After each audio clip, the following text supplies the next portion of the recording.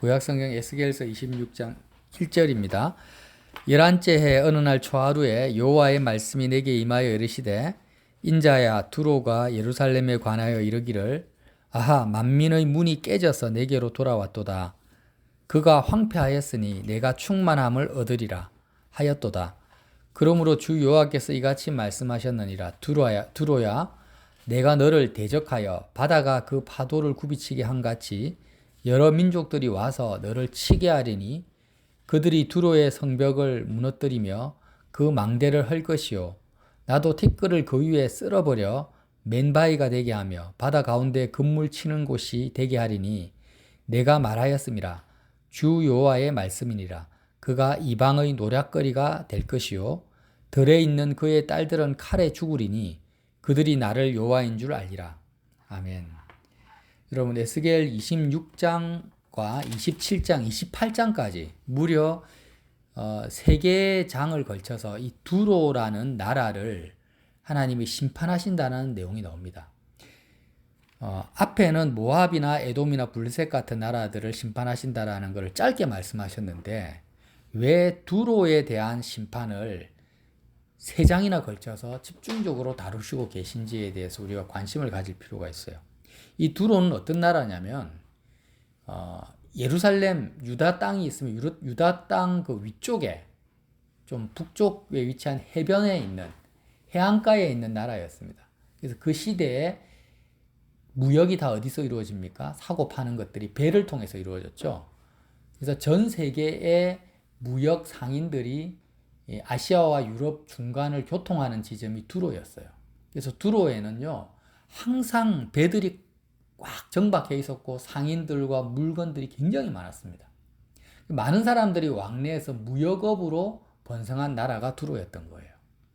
그런데 예루살렘에는 성전이 있었어요. 성전이 있어서 6월절만 되면 많은 사람들이 하나님을 6월절 때 섬기기 위해서 예루살렘으로 갔는데 바벨론이 쳐들어와서 예루살렘 성들이 완전히 회파가 되니까 성전이 무너져 버리니까 두로가 생각하기는 어떻게 생각이 드냐면 이전에는 사람들이 예루살렘 성전으로 많이 갔는데 성전이 없으니까 이제는 우리 쪽으로 더 많이 오겠구나. 잘 됐다. 와, 이제 잘 됐다. 예루살렘 망한 게 정말 잘 됐다. 하나님의 성전이 잘 망했다. 사람들이 우리 쪽에 더 많이 올 거니까 우리는 장사가 더 잘 될 것이고 지금보다 더 번성하게 되겠다. 이렇게 말을 했다라는 거예요. 그러니까 이게 마치 뭐와 같습니까? 옆에 보통 보면 칼국수집이 생깁니다. 우리 집 앞에 칼국수집이 생겼는데 그 옆에 칼국수집이 있었단 말이에요. 예를 들면. 근데 경쟁이 돼가지고 손님이 분산이 됐는데 한쪽 칼국수집이 망하니까 와, 절로 갔던 손님이 우리 쪽으로 다 오겠네 하면서 옆 가게가 망한 것을 기뻐하는 것과 같은 그런 소리를 했다라는 거예요. 근데 두로는 어떤 곳이냐면 세상적으로 굉장히 번성하고 잘된 아주 지금 요즘 말하면 무역업으로 성공한 나라라는 것입니다. 한마디로. 이걸 하나의 사람으로 비유하자면 이런 거예요. 우리가 세상을 살아갈 때 가장 경계해야 되고 멀리 해야 되는 사람의 부류가 두로 같은 나라와 두로 같은 경우라는 거예요. 어떤 경우를 멀리 해야 되냐면 세상적으로 너무 잘 돼요. 자녀도 잘 되고 사업도 잘 되고 몸도 건강하고 남부를 것 없이 너무 잘 돼가지고 그냥 마음이 그렇게 잘 되면 마음이 어떻게 됩니까? 사람은 교만해지죠. 두로는 어느 정도로 교만해졌냐면 에스겔 27장 28장에 보면은요 두로 왕이 뭐라고 합니까? 28장 2절에 인자야 너는 두로 왕에게 이르기를 주 여호와께서 이같이 말씀하시되 내 마음이 교만하여 말하기를 나는 신이라. 왕은 사람인데 자기가 백성들한테 뭐라고 하냐면 나는 신이다 이렇게 해요. 신이라고 착각할 만큼 교만해진 거예요. 세상의 부귀영화로. 내가 하나님의 자리 곧 바다 가운데 앉아 있다 하도다. 내 마음이 하나님의 마음 같은 채 할지라도 너는 사람이요 신이 아니거늘 이렇게 말씀하세요. 그러니까 우리가 사회생활 하면서 저도 이제 사업도 해보고 많은 사람들을 적지 않은 사람을 만나봤지만 이제 말씀을 통해서 이제 분별이 되는 거예요. 여러분, 어떤 사람을 제일 경계해야 되고 멀리 해야 되냐면 세상 만사가 너무 잘 돼가지고 마음이 교만해진 사람 있죠. 그런 사람을 사람들은 다 가까이 합니다. 왜? 출세했으니까, 성공했으니까 떡고물이라도 하나 더 얻어먹으려고 그렇게 세상적으로 잘 되는 사람을 친구 삼으려고 하고 같이 파트너 하려고 하고 가까이 하려고 하는데 그게 아니에요. 제가 말하는 건 세상적으로 잘 된 사람을 무조건 멀리 하려고 하라는 게 아니라 그런 사람들 중에서 절대 다수의 사람들이 마음이 어떻다라는 거예요. 내가 잘 되니까 마음이 겸손해지겠어요? 교만해지겠어요? 교만해져요. 특별히 교만한 사람들이 있어요. 딱 대화를 해보면 알아요. 대화를 해보면은 굉장히 마음이 교만해요. 다 자기보다 예를 들어서 돈이 없는 사람은 다 자기보다 밑으로 보고 있고, 뭐 가문이 안 좋은 사람 밑으로 보고 이렇게 교만한 것이 막 티가 날 정도로 교만한 사람도 있고 어떤 사람은 티는 안 내지만 마음으로 이미 다 교만해가지고 사람을 이렇게 딱 보는 사람들이 있어요. 이런 사람들을 절대 가까이 하는 것은 좋지 않습니다. 왜냐? 에스겔서 26장 3절에 보면 그러므로 주 여호와께서 이같이 말씀하셨느니라 두로야 내가 너를 대적하여 내가 너를 대적한다라는 거예요. 그러니까 세상 일들이 세상 속에서 세상 만사가 잘 되어서 마음이 교만한 사람을 하나님이 어떻게 한다고요? 대적한다라는 거예요. 대적한다라는 것은 원수로 여기겠다라는 것입니다. 하나님의 원수입니다. 하나님의 원수. 조선시대 같으면은요, 그 역적들 있잖아요. 역적들. 권세가 있고 좀 가문이 잘 됐다고 하고 왕 정권을 뒤집어 보겠다. 그래서 역적 모의를 하고 있는 사람들이에요. 그게. 하나님에 대해서 역적 모의를 하고 있는 마음이 교만해졌다. 그런 사람과 동행을 하면 나중에 어떻게 됩니까? 왕이 역적 모의를 발각이 되면 같이 처단이 돼버리잖아요. 그래서 여러분 유연이도 잘 들어. 앞으로 영인이도 사회 나가면은요 이렇게 세상에서 잘 됐다, 제일 잘 된 것 때문에 마음이 교만한 사람을 반드시 만납니다. 근데 그 사람을 만날 때 뭘 봐야 되냐면 하나님이 저 사람을 지금 대적하고 있구나. 하나님이 지금 딱 화살을 겨냥해가지고 그 사람의 심장을 겨누고 있다라는 걸 봐야 돼. 그런 사람과 같이 세상을 좋아하고 같이 동료가 되면은요, 그 화살에 나도 같이 맞습니다. 같이 망합니다. 그걸 반드시 알아야 되는 거예요. 제가 오늘 나누고 싶은 말씀은 뭐냐면은, 이런 사람들의 특징이 뭐겠어요? 세상이 없으면 살 수가 없어요. 세상이 없으면 살 수가 없어요. 두로 왕이 왜 마음이 교만해졌습니까? 나라가 너무 잘 되니까. 온갖 상품과 재물과 무역업과 사람들이 막 몰려오니까 때로.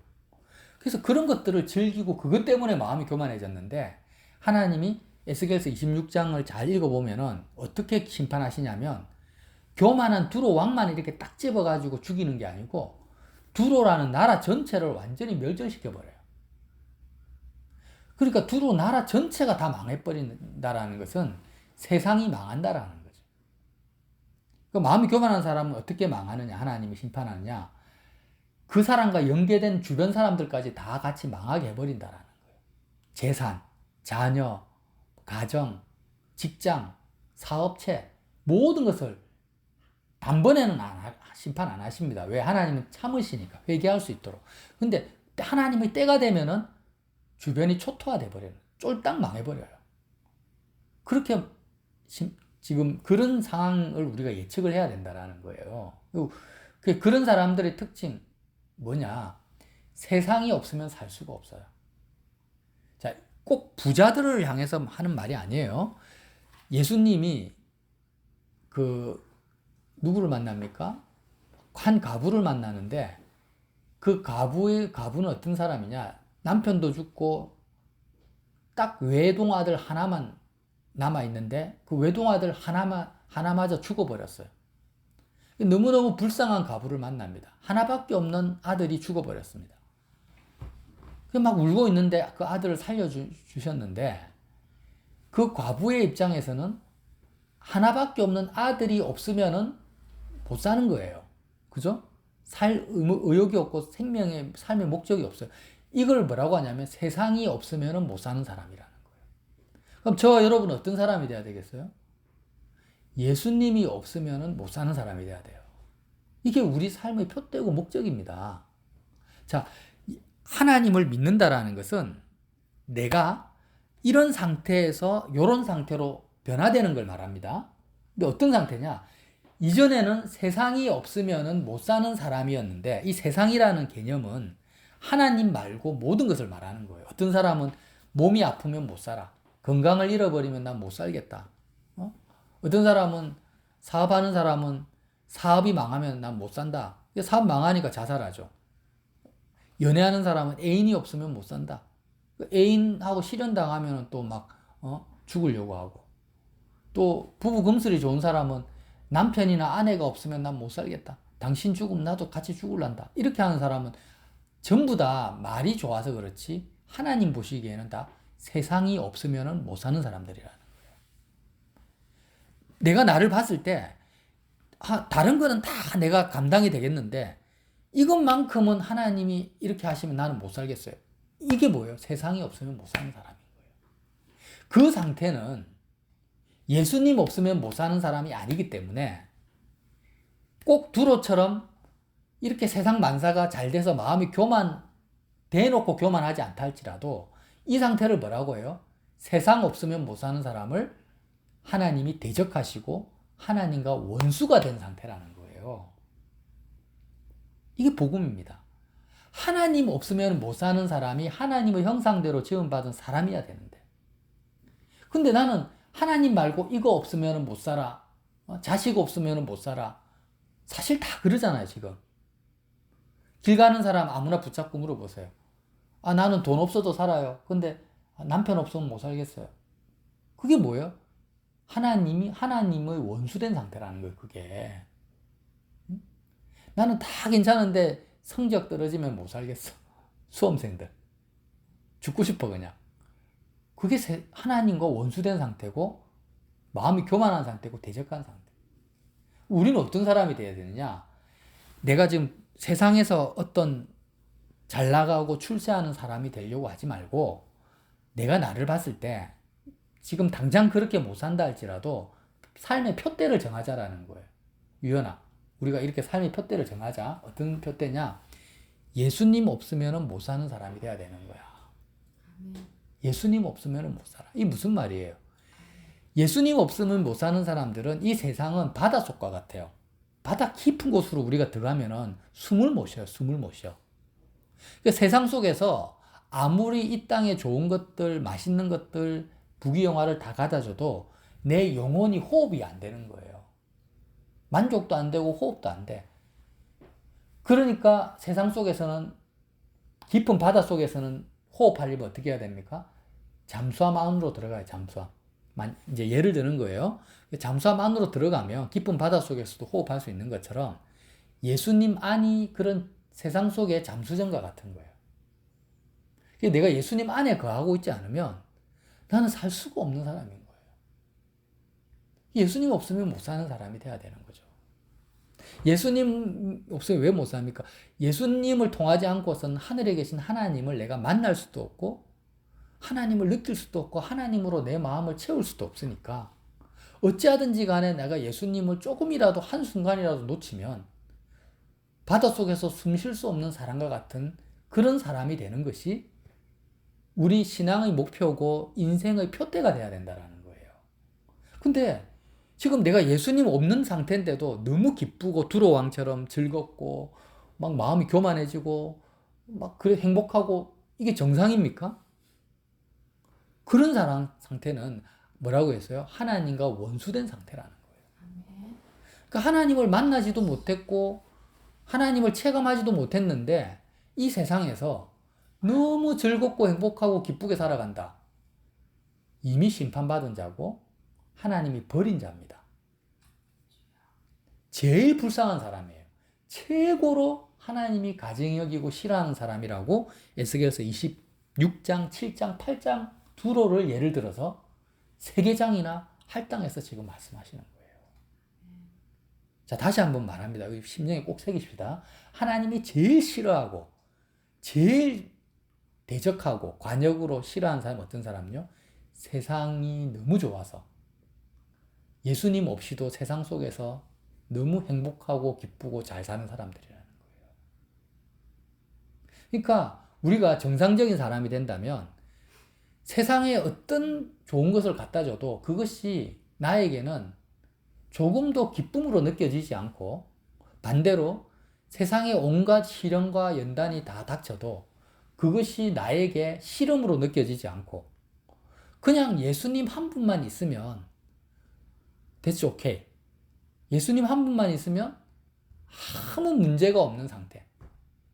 예를 들면 욥처럼 자식들도 다 죽고 아내도 도망가고 재산도 하루아침에 쫄딱 망했는데 예수님 한 분 때문에 하나님을 귀로 듣는 것이 아니라 눈으로 봄으로 말미암아 내가 조금도 부족함이 없이 살아갈 수 있는 사람, 예수님 없이 못 사는 사람, 이런 사람이 되는 것이 내 인생의 목표고 표대고 우리의 기도 제목이라는 거예요.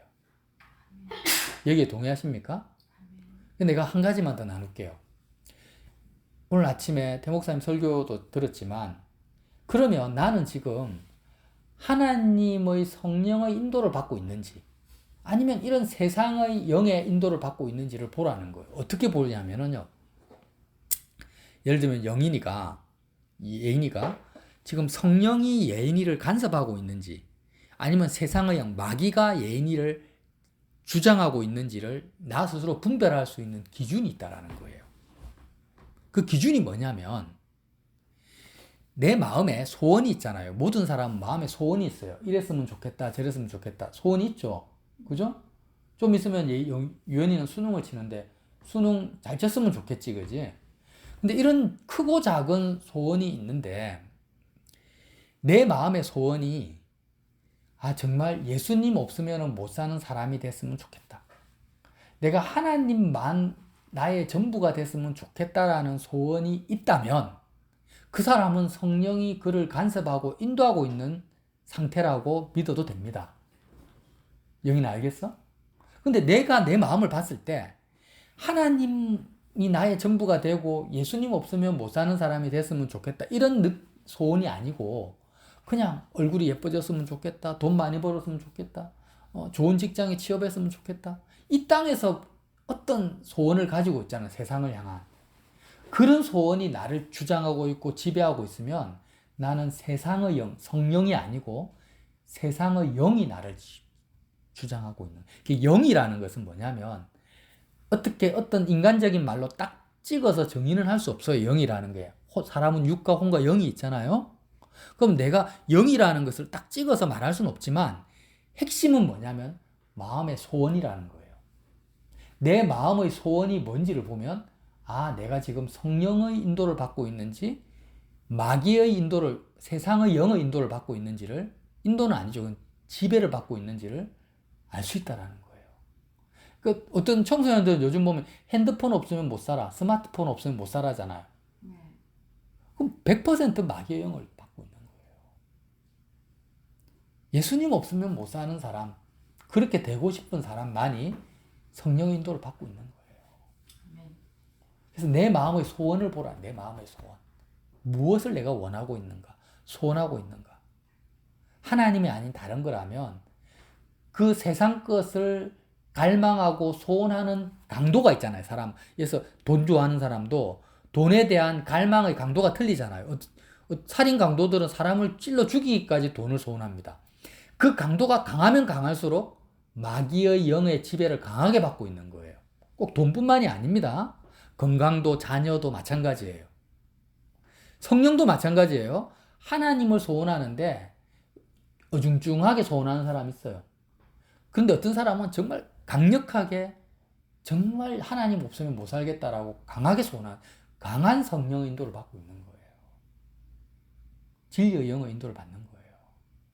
그래서 꼭 이 시간뿐만이 아니고 생활 속에서 세상의 소원함이 들어올 때마다 마귀, 세상의 영을 물리치시고 예수님이 없으면 왜 못 삽니까? 내 마음속에 끊임없이 세상을 향한 소원함이 들어오니까 그 마귀, 세상의 영, 세상에 대한 육신의 정욕과 안목의 정욕과 이생의 자랑이 세상의 전부란 말이에요. 그 세상의 영을 물리치시고 세상에 대한 세상의 영을 물리친다라는 말은 다른 말로 하면 세상을 향한 나의 소원함을 죽여버리신다라는 거예요. 세상을 향한 나의 소원함을 죽여버리시고 하나님을 소원할 수 있도록 만들어주시는 예수님의 사역이 뭐냐? 뭡니까? 내 마음속에 세상을 향한 소원함이 막 생겨요, 그냥. 지금은 조금 생기다가 또 세상적으로 두로같이 잘 나가는 사람 만나면 더 강하게 생길 수 있어요. 이렇게 수시로 내 마음속에 세상의 소원함이 뭐냐? 영이라고 했어요. 이 영을 말살시켜버리고 불태워버리고 내 마음을 새롭게 하나님을 향한 열정으로 소원함으로 바꾸어주는 예수님의 사역이 뭐냐고, 그게. 유일한 사역이 십자가에서 죽고 부활하신 사역이라는 거예요. 그래서 예수 그리스도의 십자가의 죽음을 내가 먹고 마실 때 예수님과 함께 내가 세상에 대해서 죽었다라고 선포하고 받아들일 때 내 속에 뭐가 죽느냐? 세상을 향한 소원함이 죽는 거예요. 이해가 되십니까? 근데 내가 예수님과 함께 십자가에서 죽었다라고 맨날 말하는데도 돈 많았으면 좋겠다. 이러면 죽은 게 아니지. 죽은 게 아니에요. 내가 정말 십자가의 그리스도의 죽음을 나의 죽음으로 받아들인다라는 의미는 뭐냐면 그렇게 할 때 성령이 임합니다. 성령이 임한다라는 의미가 뭐예요? 하나님으로 내 마음을 채우고 싶다. 하나님이 나의 전부가 되었으면 좋겠다라는 소원함이 생긴다라는 거예요. 막 불바다가 뒤집어지고 막 방언하고 예언하는 게 성령 역사가 아니고 본질적인 역사가 내 마음의 소원함이 바뀌는 걸 말하는 거예요. 그 바뀌는 그 영적인 장소가 바로 십자가 외에는 없다라는 거죠. 십자가만이 나의 영을 바꿔줍니다. 그렇게 십자가 생활 속에서 세상에 대한 소원함이 들 때마다 십자가 바라보시고 예수님의 죽음을 먹고 마심으로 정말 예수님 없으면 못 사는 저와 여러분 되시기를 예수님 이름으로 빌어드립니다.